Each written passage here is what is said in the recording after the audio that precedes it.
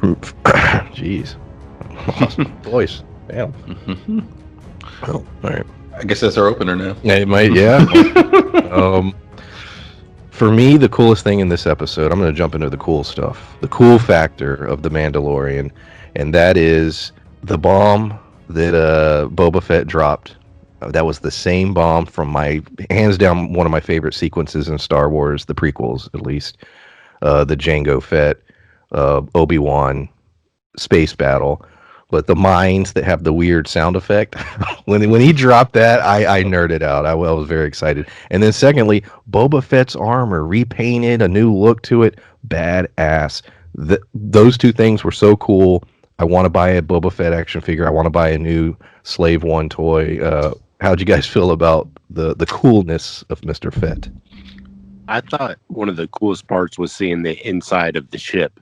They never, alluded, because it lands kind of on its back, it looks like, and then, it pops up, it swivels around.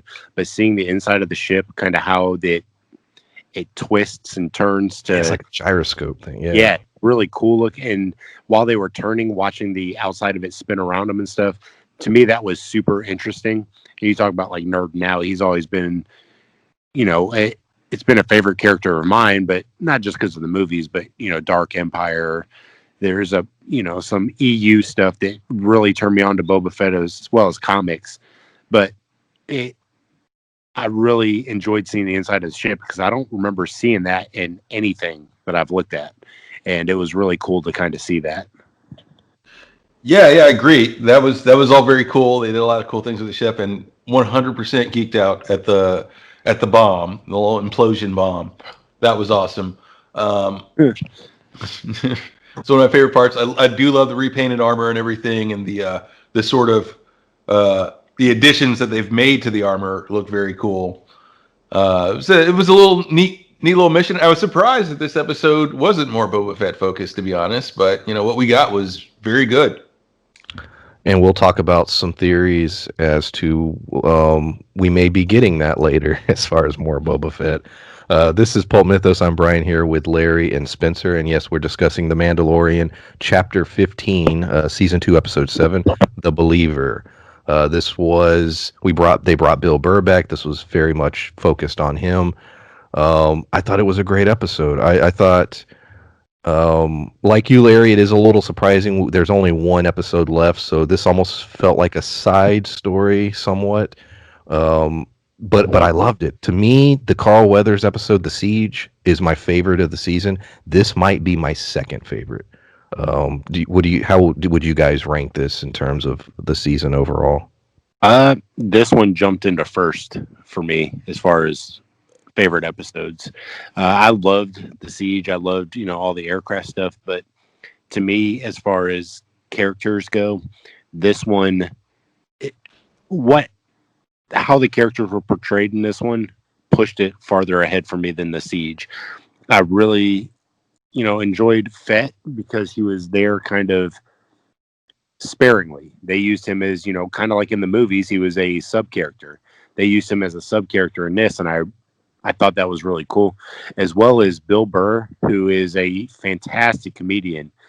But seeing his acting chops in this, which was far less comedic, I was really surprised. And, some of seeing the war from a different angle, that, they, from the Imperial side, and I imagine that there was a lot of soldiers like Bill Burr who didn't agree with what was going on, who didn't agree with the methods that some of these hardcore Imperial, leaders were abiding by.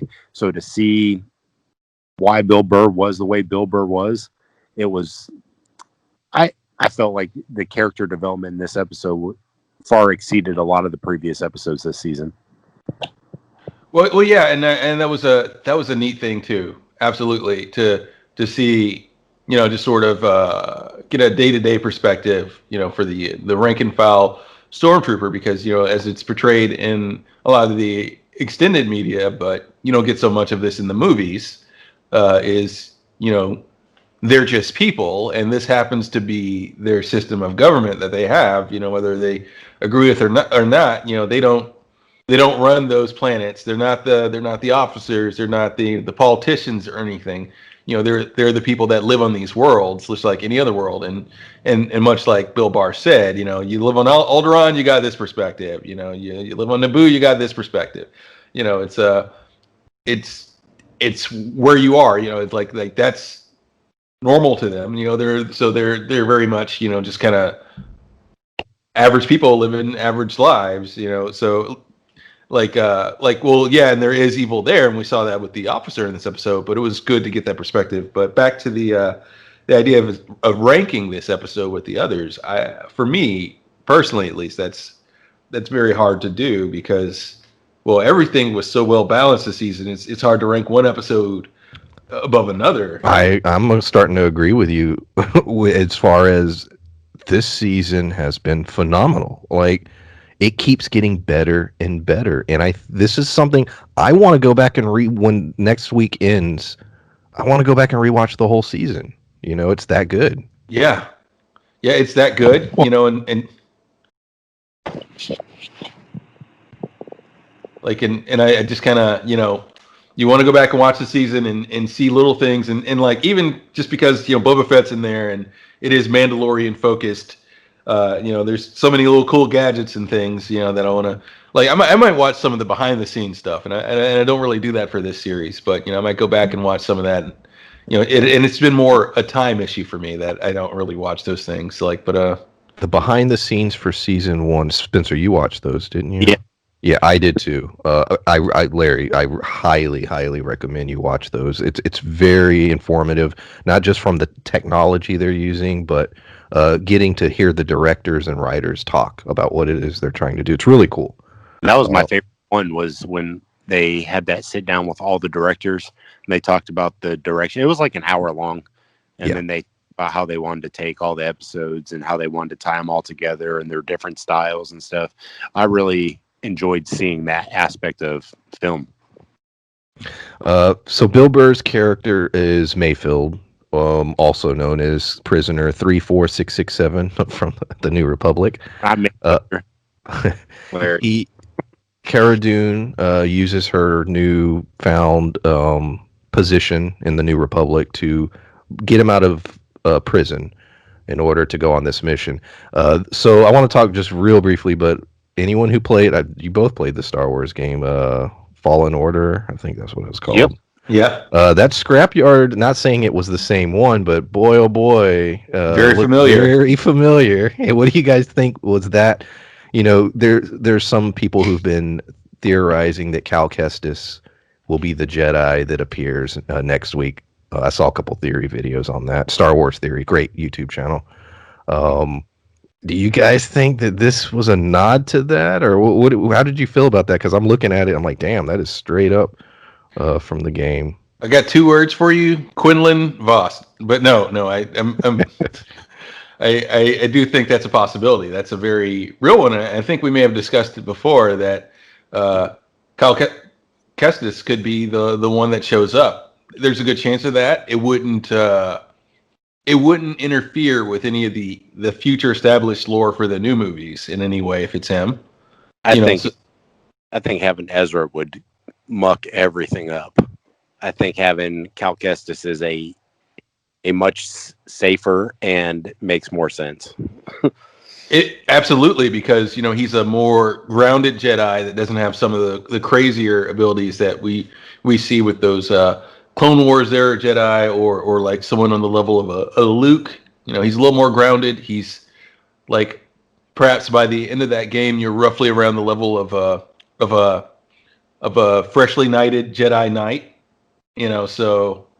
More evidence to it was specifically the platform that Grogu was on last week that sent the communication. That was straight up from the game. The style, the whole energy, and the shape of it and everything. And people were pointing that out. They're like, there's like a lot of little things that remind us of that game. Are they trying to tell us something?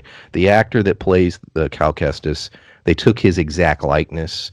Obviously, he voiced it. That particular actor does have a background in like martial arts, so he's able to do all his own stunts and stuff. and that was one of the reasons they hired him, because he could do all the movements with the lightsaber. There's a great behind the scenes video on that. But yeah, I think it could be. I mean, we'll see. We'll know in a week. It's the actor from Gotham, right? I believe so. Yeah.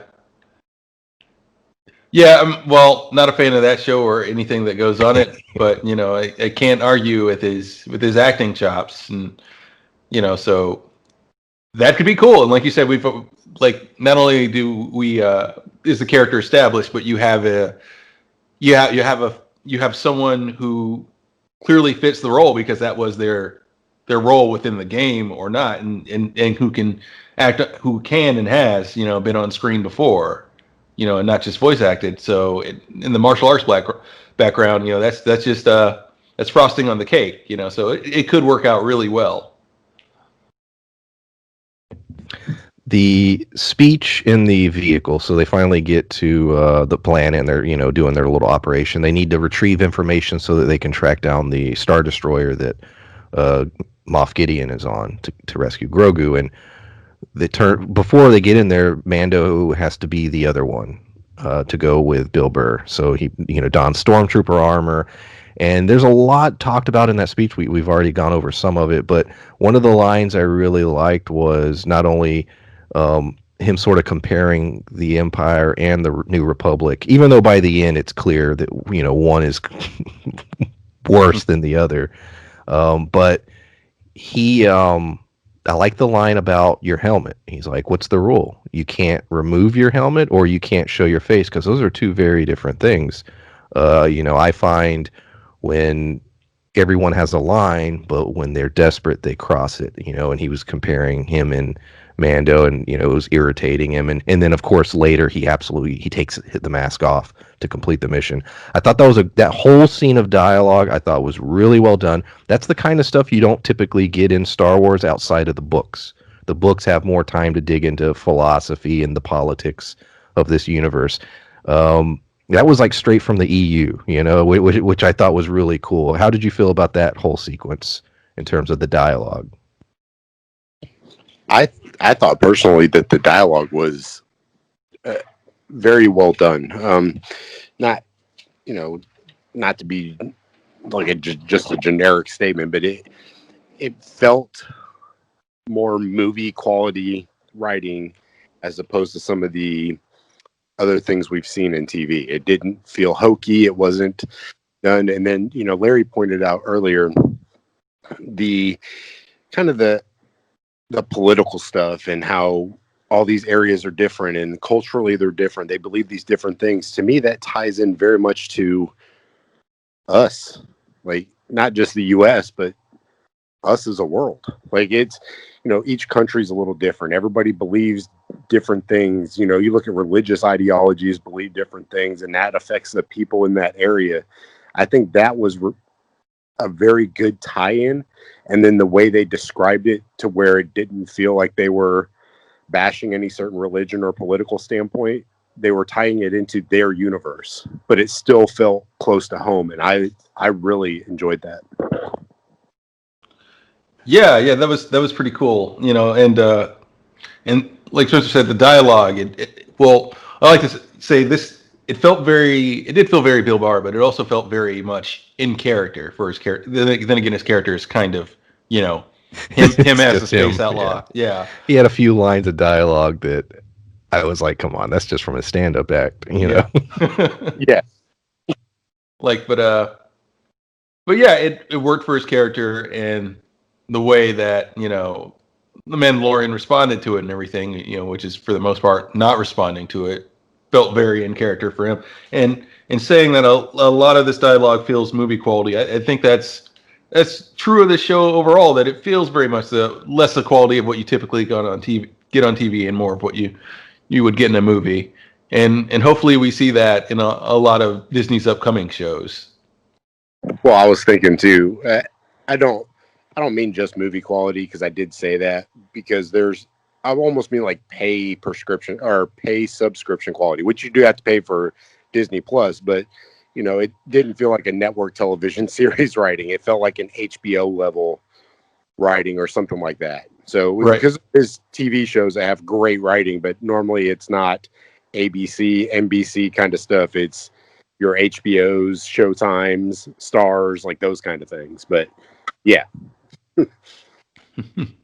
The pirate attack was so well done. A that lot of shit was people, nuts. yeah, a lot of people were comparing it to a very, Indiana Jones type sequence, and it definitely was. You Uh, stole my line. I was going to say oh, that. was that? Yeah, well, a lot of people, a lot of reviewers were saying that. And it had a very Spielberg vibe to it, and even sort of the comical aspects of it, even though it's sort of grim and a lot of people are dying, but he's trying to get the bomb off and throw it back, and they keep coming and coming and coming. I want to talk about the ending of that sequence, playing into the whole idea of which, comparing the different sides and getting a perspective from the Empire. The music choice for when all hope is lost. Another group of the pirates are there. Mando, Bill Burr. We're doomed, and these two TIE fighters swoop in for the save, and they get there, and all the troopers run in. The music is heroic and happy. They pull in. Everybody's saluting them. The way it's portrayed is very positive, and even he gives the line. Mayfield gives the line. I bet you never thought you'd be happy to see stormtroopers. Um, it was a very interesting sequence. How did you guys feel about it? Well, yeah, getting that plays into the whole idea of, what Bill Burr was saying, in that, it's just, yeah, you got these different ideologies, but, when you get down to it, people are people. And in this particular conflict for these particular people, they were under siege by pirates, they're heroes to them. And it's very interesting. It was a neat reversal of what you'll typically see in a Star Wars movie, where the rebellion or the Republic troops will pull off a thing, and then you'll and you'll get the celebration afterwards, like in the big movies, or them celebrating, that victory, because you get to see it was another good example of seeing the other side of that. The pirate scene was very cool, by the way, the thermal detonator. And I got a question: how well trained are they, though? They got to be incredibly well trained, because I've never seen Din, the Mandalorian. Like that dude. Well, the one that got him pinned down, he was handling him. He almost had him there for a minute. Well, I was thinking too, when, this series has done a good job of showing us both sides of the coin. The Republic side. It also showed us a lot of, the Imperials, even though they were evil, it's kind of the higher ups that are live, breathe, and die this mantra that are the evil ones. And like you said, Bill Burr he doesn't buy into it, which was the reason he was no longer with them. But I thought that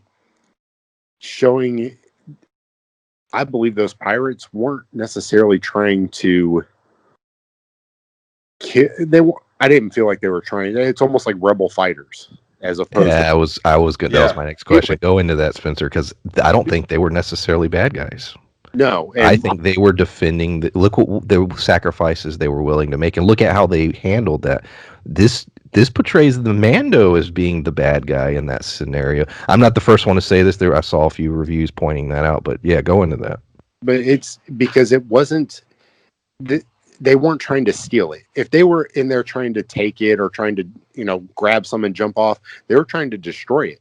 They were trying to keep it from reaching its destination. And they had already blown up a couple other ones because, they were on their way back, and several of the other things were destroyed. This is their planet. They talked about this being a secret mining area. So these, Imperials took over this planet to use it for this highly toxic, explosive, radiating. I don't remember what they called it, but and then you have the Mandalorian killing all these people. Now it was, survival of the fittest at that point. But on the same note, when they're rolling in, and it's, you've never been this excited to see stormtroopers before, but you couldn't see Mandalorian's face, and this would have been one of the great times to see that he was struggling with the fact that he had to kill these freedom fighters to basically keep himself alive to, finish out his mission. which I don't think he would have had an issue with, because that's kind of what he's, the anti-hero. But it would have been cool to be able to see his face in that moment. But like you said, I don't know necessarily that we should have been rooting for them in this scenario. Well, yeah, and I got to agree with that too. That I was thinking there in that scene, it's like, okay, especially when you see the people in the village beforehand, it's like, are they necessarily, pirates? Are they associated with those people? Because those people were also giving, them glares as they went by, and maybe the sort of thing where this world is clearly subjugated by the empire or the remnants of the empire. So in this particular scenario, like you all said, they may have like the Mandalorian and the Empire. They're usually bad guys. They're the bad guys, but we got a different spin on things, and it's easy to like you said, look at them as like, oh, these are attacking pirates. These are generic bad guys. When you frame it in the right way, when you have that music swell in that particular way, it's easy to see them in that light. But it is the sort of thing. It would be neat to, in fact, to have in another season, well, next season or some seasons later, go back to that world, and But then again, they did kind of blow apart the base, so that wouldn't necessarily be necessary. But I was going to say, like, if they didn't do that, it would be neat to see the repercussions of their actions. At I am some kind point. of curious too. Depending on, there was a pretty big truck. Like, it's full, whatever the equipment was, there was a lot of it. The explosive material. But if that whole plant was dedicated to that stuff, how much damage would that have done to that planet when it blew up? And that goes back to what I was saying too. Bill Burr wasn't supposed to be the good guy, but when they blew it up and they're like, yeah, good job. Yes, they're hurting the Imperials, but did they just like fuck that planet at the same time? Full of all those other people? But Yeah, I don't know. well, yeah, and also the whole base wasn't destroyed, was it? It was just like the area, the top area where they were parking the vehicle. So there's still an Imperial presence there, right? Well, I don't know. And as combustible as that material was, which they showed, if there was a explosion in one part of that area, I'm pretty sure that whole mining compound would have probably went up. And depending on where they got that stuff from, because you look at C4s and different explosives, it takes a igniter switch. Like, you can't just set C4 on fire and have it explode. Like, you have to have a detonation device. So is it similar to that? Like, how they're housing it, is that's what's making it explosive, or is the whole planet full of this shit and it's basically going to blow up? Like, I don't know. I don't think that necessarily, just because of the ending of it, them leaving him there. Oh yeah, but and everybody else. yeah.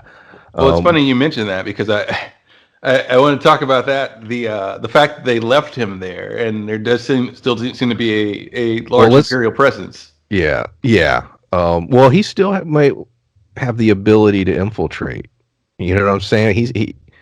Because I was curious about how he's going to get off, how he's going to escape. But the show, it handled it in the way where it's like, it's a detail that's not that important. He'll get off, and we'll probably see him later. That's the way I took it. Well, and he's also so quick. Like, anytime calling him brown eyes, like everything he was saying was so fast, which is Bill Burr in real life. But as a character, you created this person who is very quick on their feet, very able to kind of, switch up and blend in. So like you said, infiltrating, I think, would be a very high possibility of something that could happen with him in the future. Mandalorian. He broke his creed, and how is that going to affect him going forward? Is he going to completely abandon it? We know that his sect of the Mandalorians are different. They're considered extremists by other Mandalorians. They have very strict rules. Death Watch is their origins. But he took his helmet off. He was seen by others. He did everything he's not supposed to do. If the forager, I can't remember, I think that's what they called her, if his leader ever asks him again, did you, break your creed? He would technically have to answer yes. How do you think Did you that's going to play out? Forger, because Forger. Forge like somebody who nuts and berries. Um, but yeah, how does that play out? I am curious though, because like you said, I don't know if that's going to play in to what we think might happen with him. Like, I don't know if that was him finally breaking the code because he needed to. Because remember, we had when him and Bill Burr were talking. Is it something you're not allowed to do, or you're going to come to that point where you're going to have to make a decision? And he decided to do it because he needed to. I am curious whether or not the part of the Mandalorians he subscribes to, if that's going to put him in jeopardy with their order, or if he's just going to be like, fuck it, and he's going to start following Boba's lead and kind of being more like him. I don't know if that's how they're trying to write it up, or if there's something deeper in store. Like you said, the Forger, because she seems to be the leader of that group of them. I don't know if they're going to come after him now or what. Well, yeah, and I'm curious whether the code is necessarily as strict as he thinks it is, or whether it's the sort of thing like with certain other strict codes, or like you see with Klingons on Star Trek, where it's like, yeah, certain things we say out loud, and we are a little strict about them publicly with each other, but it's the sort of thing where, oh, did you break that part of the code? Like, yes, I did. Like, does anybody else know? No, not really. Oh, well, why'd you tell anybody? And he might get that from the Forge Master, and see that things can be a little more flexible. Like he may tell her, well, next time she asks him in private. It's like, yeah, has anyone seen your face? Like, yes, but none of them are alive. It's like, oh, well, then just don't tell anybody. It may come down. That's what Mayfield was basically trying to tell him. He's like, I never saw your face. When he hands him the helmet. Yeah, exactly. And it may come down to that, or it may be the sort of thing where, as we predicted would happen at some point in this series, he breaks that code, he feels a little distant from his sect of Mandalorians, and maybe he joined Bo-Katan's group for a while, joins her group for a while, and tries to redeem himself in some way. And, maybe along the way he learns that, he doesn't necessarily need to adhere to all these rules, and he sticks with this new sect. Which would be a good out for the actor who wants to show his face more often. Yeah, we'll get to that here in a second. I got one last thing about this episode, and then we'll go into. We're going to talk a little bit about the couple shows that have been announced, and then some speculation about the future of the Mandalorian. So we essentially got a Quentin Tarantino style scene, and a lot. I'm not the first to bring this up, but I was certainly thinking it as it was happening. The scene with the officer sitting down with Bill Burr and Pedro Pascal, and it was straight up Inglourious Bastards, completely that scene. But it was so well done, and going to one of the reasons I love this episode so much. Bill Burr's performance, both Pedro Pascal's performance. I love he's nodding at him like, no, stop. Both of them did so well. And that whoever the actor is, I've seen him in a couple other things. He usually always plays a sleazy character that played the officer. They were all doing their part perfectly, and you could see the anguish and frustration in Bill Burr's face. And it was that moment you realize the reason he didn't want to go in there, I don't think, was necessarily he didn't want to get spotted. He knew how he was going to freak out. He had all this anger and rage and memories 10,000 of his fellow troops perished under this guy's command, and he had all this he was just pissed, and it led to him pulling his blaster out and killing the officer, causing another amazing action sequence. But yeah, that particular scene, how'd you guys feel about that? Did you also feel Quentin Tarantino vibes? Well, yeah, immediately. That's all I could think of was Inglourious Bastards. I just looked up that officer. Like, he is in all kinds of stuff. Like, and he's in Supernatural, so which I thought was funny.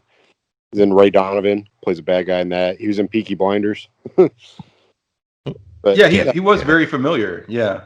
Yeah, he's like, when you look at his list of stuff, it's like one episode or 3 episodes, but he's in a shit ton of stuff. But also, IMDb rated that episode as a 9.0, the one that we just watched. So, they thought highly of it too. But that whole sequence, it was very, like you said, Tarantino-ish. It was, parts of it were comical just because you had the interaction between Bill Burr and Pedro, and seeing him outside of the helmet, I thought in this case helped it, because he's fighting to get, more screen time with his face and everything. But I think that it enhances the character by having to have his helmet on all the time.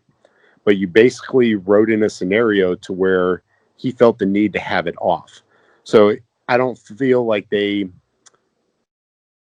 I guess, left a loose end, or, this had to write in a loophole later to kind of do this. I felt that it was perfectly explained. I think they did a great job executing it. And that whole sequence right there was very comical, but I don't know how else to describe it as other than being like a Tarantino film. Like, I don't know how else to say it, but it was. Yeah, it was real sort of Tarantino-esque, and it was one of those things where you had that moment of tension where, because the character is plays it cool about most things, and he's that smooth talking character that you're used to seeing, stay sort of level headed with things and talk his way out of things. So you assumed, okay, yeah, he's going to roll with this and wait to seize his opportunity. But at that point, it kind of plays into the speech he gave earlier as well. Like that was a breaking point for him. Yeah, he had enough, and it was like you said, there's clearly heavily related to that trauma he talked about, and I'm curious, as far as that's concerned, like, what are we gonna? Because I feel like we will get more of this character. What are we gonna get with him in the future? Is he gonna be on this world for a while? Or are we gonna see him in a different part of space, up to the same type of activities, or have the events of this episode and this reflection on his past, has this changed his character? The particular incident that they were referring to in that scene, and I only know this because, yet again, I've read some reviews, is what's covered in Battlefront 2, the book, and I guess the main plot line. So this is another tie-in to games. We were talking about the possibility of Cal Kestis coming in. It's funny that it's very possible they're really trying to connect to their video game world in order, to obviously sell video games. Yeah. So it's all sort of coming together and all interconnecting now. The ending that was so good. The ending with Moff Gideon getting the message from Mando. It was just a great way to set up the season finale. How'd you feel about that scene? And what did you think about the fact that they went out of their way this week not to show Grogu? We got no Jedi, no Force powers, no Grogu. This was just soldiers. That was it. When we talked, because I've mentioned this 100 times before, and then the tattoo I have is, there's no Jedi, there's no Vader, there's no nothing. I have the Death Star, the rebuilding Death Star 2. I have a bunch of Super Star Destroyers, Slave One, the Millennium Falcon. Like, I have a bunch of stuff like that, but none of it has to do with the Jedi part of Star Wars. And this episode basically giving me what is my favorite part may be the reason that this became my favorite. It is directly what I like about Star Wars.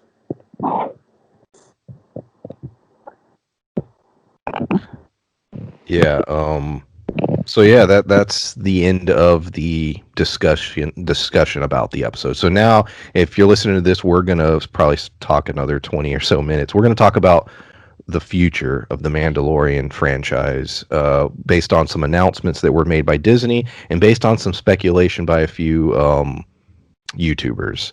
And so I'm gonna start with there's one episode left. At the Disney event, they did not go into any real details about a season 3 of Mandalorian. We do know that there were a lot of reports that we were getting some kind of Boba Fett series, and in fact, it was shooting. Uh, so Grace Randolph, who's a YouTuber, you can find her on Twitter. She gets a lot of scoops. Sometimes she's wrong.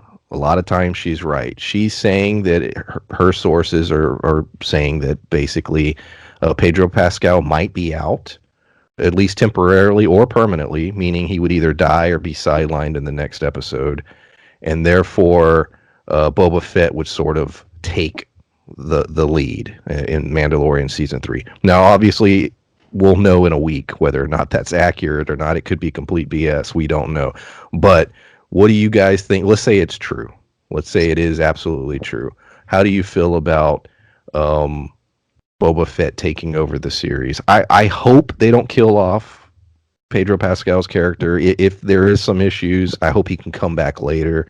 I think it would be a shame to get rid of the character. But what do you think about Boba Fett taking over, if in fact that were to happen? I think it depends on the direction they go. I have not been unhappy with the portrayal of Boba Fett. I have not been There's a couple reasons I was more apprehensive last episode with him, but this episode that we just watched, episode 7, felt more like what we've seen at Boba Fett. I don't know that having a Boba Fett centrally focused show is something that I would be okay with him basically taking over. But it does appear, with everything that's going on, it does appear that that's what they're going to still going to watch it. Like I'm not going to pretend like I'm not going to, but I am curious as to how they're going to execute it. I am curious, like you said, is Mandalorian going to be captured? Is he going to basically be out for season 3 and come back at the end of season 3? Kind of, when we look at the MCU stuff, remember when Daredevil got hurt? And we're thinking, well, maybe Iron Fist, because Iron Fist did become Daredevil for a while, and vice versa.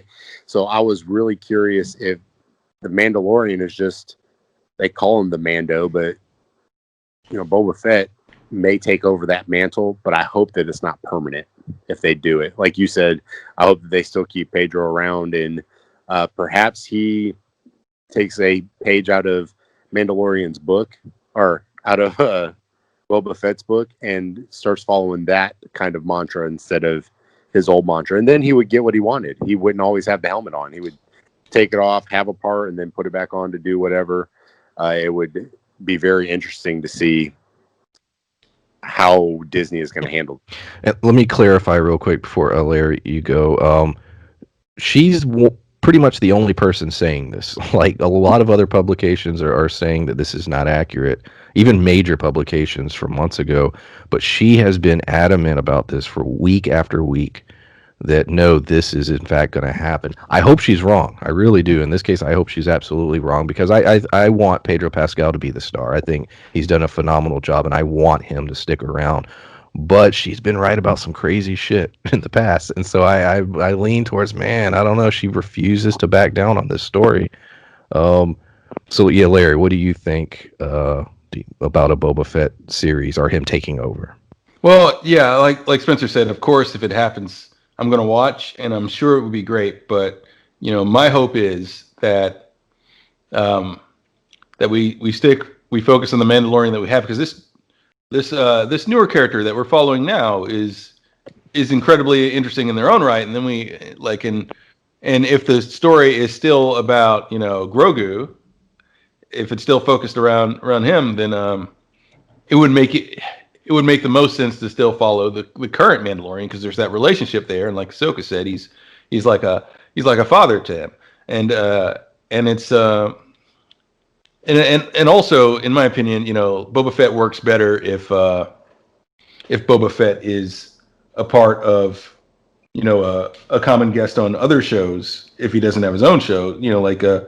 Like Spencer was mentioning earlier, the character has always been a bit mysterious and everything. Like, so, it'd be neat to see Boba Fett pop up in episodes of The Mandalorian and then episodes of Ahsoka, because he has relationships with all these characters, and depending on which show you're looking at and which time period we're looking at, because some of these new Disney shows take place during different time periods and things, you could see a very different Boba Fett, and I think that would be a more interesting opportunity for the actor as well, because they're talking about what is the name of the guy from Rogue One?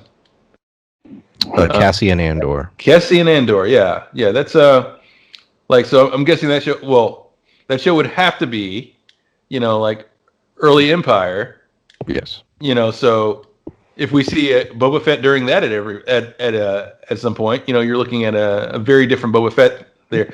Well, my point being, you could very well have Boba Fett be a regular in the Star Wars universe. You could get a lot of Boba Fett related content, given the things he has done and giving things I'm sure he has to follow up on, without having him be the main character of this show. I would still like to see it as Pedro Pascal.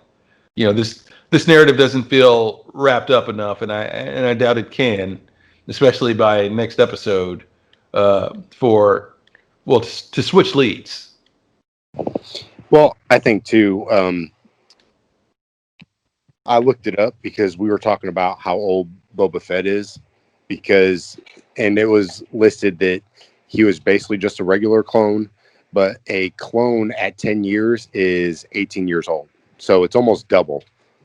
So even if this happens right after episode 6-ish, he's continually aging. So 5 years is like 10 years for him. So even if it takes place 5 years after Jedi, he would be getting ready to turn that downhill portion of his life. So I think that him being older in this, I would be curious to see if they go back a little bit, because the actor himself's not that old.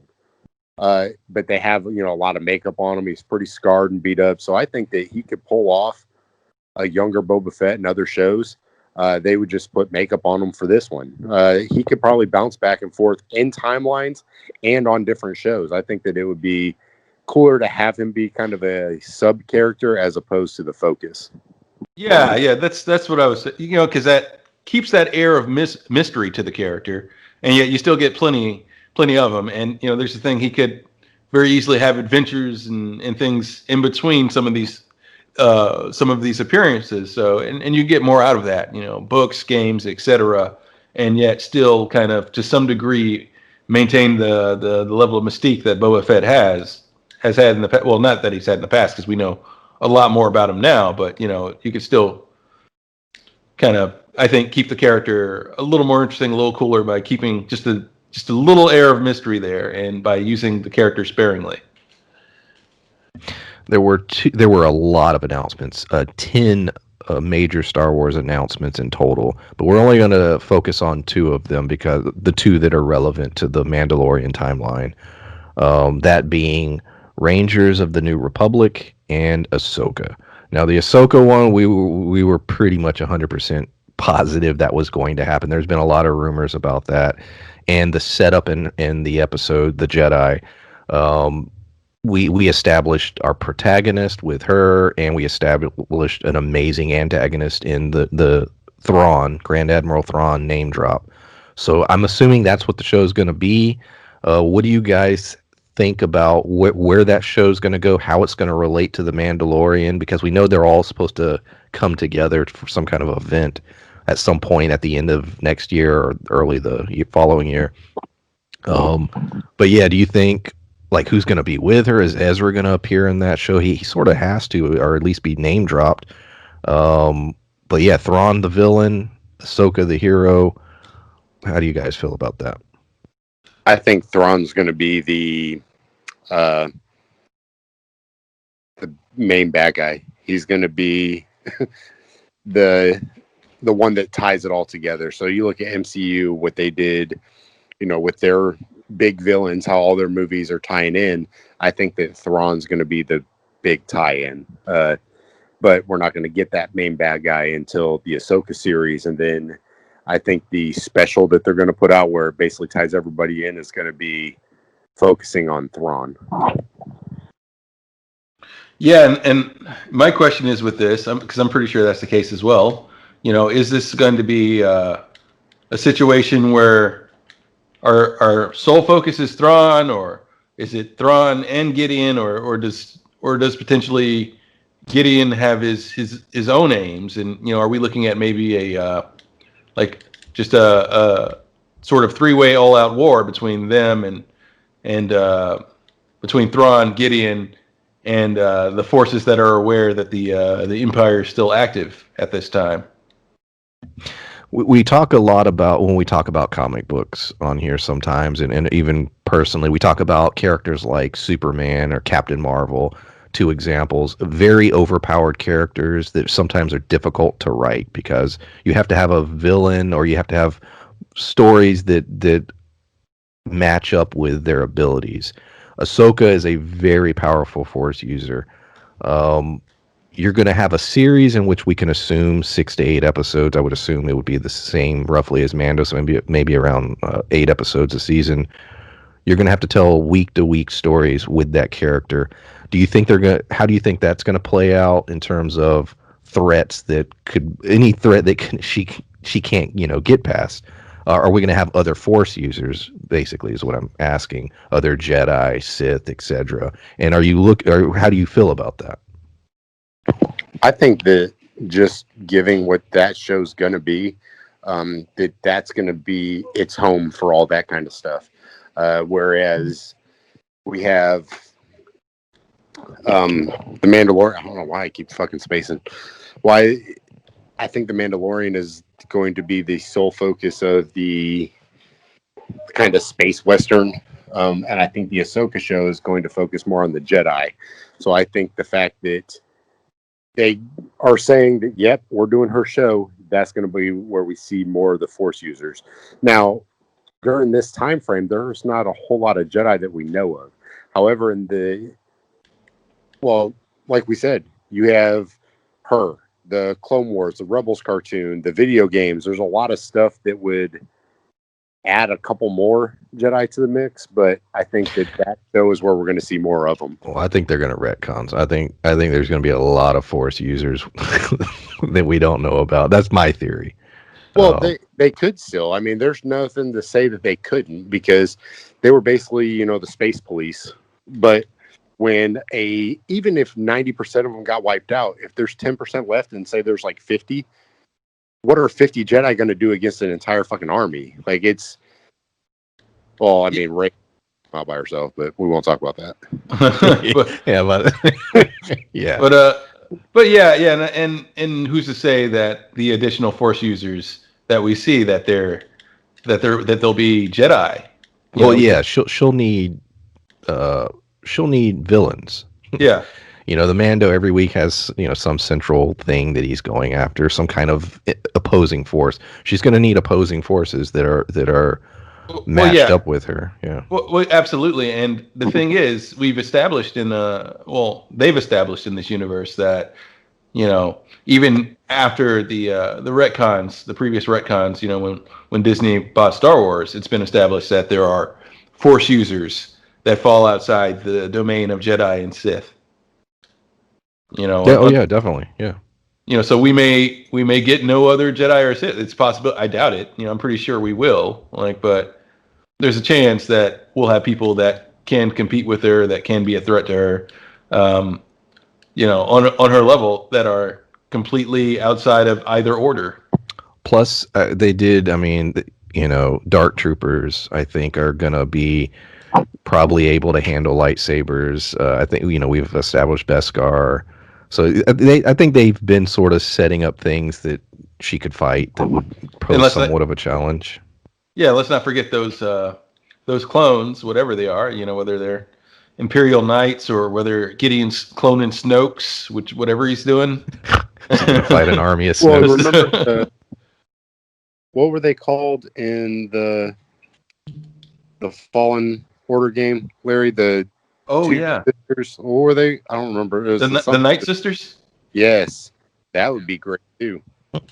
Yeah, and that could tie into, because there's a lot of speculation that the Dathomar stuff is going to be the Acolyte show, Yeah, which is going to take place way before the current timeline. But yeah, that's a great point, Spencer, because you could go ahead and set up where they're at this point in the timeline, teasing some of the stories we'll get with the Acolyte. That might exactly be where this is going. Rangers of the New Republic. This was heavily speculated about. There were rumors and leaks that a show like this was in fact coming out. And it is. we know for sure it is now. What do you think their central plot is going to be, or their enemy? We're assuming characters like Cara Dune will be prominent in it. Some are saying Bo-Katan. I think it's going to be possibly several characters. Maybe not. We don't have the details. There's a lot of speculation. Timothy Oliphant's character was a marshal. Well, could you bring him in to a show like this? What do you think the central plot line of this show will be? That's my question though. I think with the Cassian Andor show, now they've talked about it, like you said, Brian, basically being like a 24. Okay, that's doing, to me, that's what the Rangers could have been.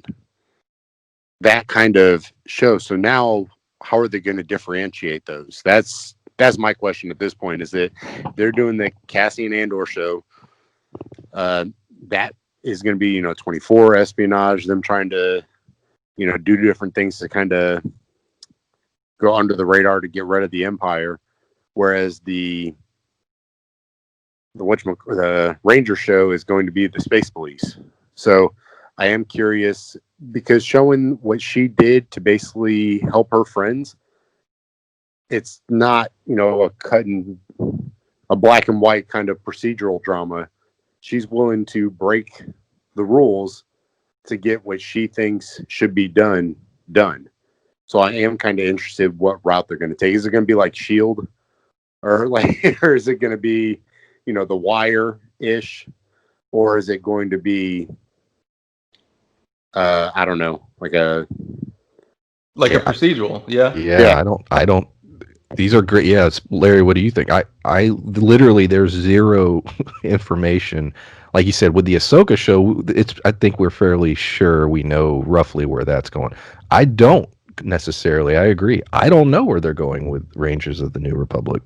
Well, yeah, and I imagine it could very much be like a procedural or those type of shows or closer to, and this is touching on more of a superhero based thing, or kind of like the show Arrow was back in the day, in the early days when we were watching that, where you do have like a particular problem or antagonist that you deal with, and it's that antagonist of the week. But throughout the season, like these things, perhaps, some of those episodes or some of those problems tied together in a certain way, which leads to a bigger overarching plot. So I imagine like your usual procedural where you have the one-offs, but perhaps those one-offs happen to connect in some way towards the end, or at least a few of them do, and some of them are just one-offs. Like that's how I'd imagine it, because like you said, the Cassian Andor thing would be a little closer to 24, so I imagine this would be, as you mentioned previously, a little closer to a procedural. Yeah, I mean that makes sense. Maybe like this could be the crime drama where you like The Wire, but not The Wire, but or like where they have the Huts, or different criminal elements trying to do things, and they're sort of trying to deal with it. I guess that's what they're going to do with it. I don't know. Is there going to Well, be a lot of flying in this? Are they going to have X-wings and piloting? And like that was another thought. They're going to have to move around and travel. What is their mode of transportation going to be? Are we going to get aerial uh, stuff in this as well? yeah, and I would like. Oh, I would like for the primary antagonist not to be the Empire for this one. Which is why I'm glad you mentioned one thing. I'd like it to be a criminal organization like the Huts or the Zond Consortium or the early version of the mob that we saw in Episode 7, something like that. Yeah, I would be completely into that. Yeah, because we talk about how great it is that that the Mandalorian touches on parts of Star Wars that we rarely see, and we rarely see. Well, at least we only see them for a short period of time because they're not the primary focus. Like in the movies or anything, we don't really see some of those crime organizations or the Republic dealing with some of your shadier characters that aren't related to the Empire or the Sith. It would be it would be neat to see someone tackle those issues. Tackle your mobs and your criminal organizations and whatnot, and your hut cartels and whatnot. Yeah, I now I hope that's exactly what it is because that would be a different side of Star Wars, and I think it would complement the other shows we're getting because I like the idea of the variety, each show sort of being a different genre, and I think that would work out very well. Um, we're almost an hour in. I think I've gone through everything. Is there anything else you guys want to talk about regarding the Mandalorian, its future, its current state, before we get off here? I don't think so. The show we want to see, we talked about, and then what it is that we're looking forward to, and what stop trying to follow me. But it's one of those things where I'm excited for what they've done so far, and oh Jesus Christ! But I'm excited to see what the future is in store for us as far as going forward. Oh, absolutely. Yeah, that's the thing too. And like, hopefully, if there is any sort of switch in main character, hopefully, everything's been so great so far. Hopefully, the series maintains. And but I'd have to say with our primary Mandalorian that we're following now and his connection with Grogu and everything, and the way we've seen him grow, I'm very attached to that story. So I'd like at least for one more season to see him as the main character. 100% agree. Yeah, I don't think you can wrap up his story in one episode. No. That's what we've got, right? Just one episode. Just one single episode, correct, next week. Like I said, the only reason I even brought it up, like I said, she's the only one that has been reporting it, but I follow her stuff, and then there's been a lot of crazy reports of hers that I was like, that's not true, and then it came out to be true. And this is one that I thought she was going to drop after the Disney Investors Day thing, but she doubled down and it's like, no, this is happening. So, like I said, we'll know in a week. She'll be right or wrong, and it's simple as that.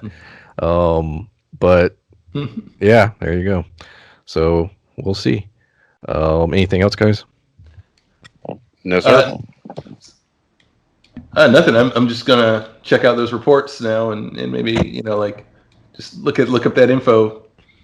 It sounds like it's person that's maybe got a little more insider info than most. Kind of like when you showed it just brings to mind that time you showed me the X-Men Last Stand script. What happened word for word? I'll never. Let's talk about it real quick, and then we're gonna get off in like 1 minute. There was a leak of that script that had come out, and I'd gotten it, and I rattled off the dialogue and what happened. And it was you, Larry, and I believe our friend Matt. You guys didn't believe me. You're like, Brian, because I was talking about the Juggernaut bitch and just all that, and you guys were calling. You're like, Brian, Come on. He's like, yeah, we're like, how can you be this gullible, man? You're too smart for this. Yeah. Like it's in, and I'm like, I don't know. This source is pretty good, man. And then I'll be damned. It was 100% accurate. And yeah, that was funny. Yeah, so shit like that happens. You know, there's yeah, stuff like that happens occasionally. But yeah, we're gonna get out of here. Thanks for listening, and yeah, Bye. bye.